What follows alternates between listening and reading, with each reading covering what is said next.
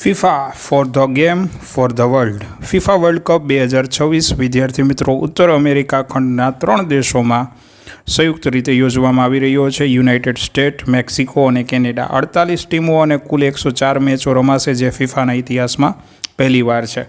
11 જૂન 2026ના રોજ મેક્સિકો સિટીથી શરૂઆત અને ફાઇનલ મેચ છે 19 જુલાઈ 2026ના રોજ ન્યૂ જર્સી મીટ લાઇફ સ્ટેડિયમની અંદર રમાશે. પ્રાઇઝ મનીની વાત કરીએ તો $42 મિલિયન એટલે કે 350 કરોડ રૂપિયા, અને રમનાર ટીમને $30 મિલિયન $250 કરોડ રૂપિયા મળે છે. 18 કેરેટ સોનાથી બનેલી ટ્રોફી વિજેતા ટીમને આપવામાં આવે છે, જેનું વજન 6.1 કિલોગ્રામ હોય છે. ટ્રોફીના નીચેના ભાગમાં છે એ મેલાકાઇટ નામના પથ્થર છે, એ વિજેતા દેશોનું નામ કોતરવામાં આવે છે.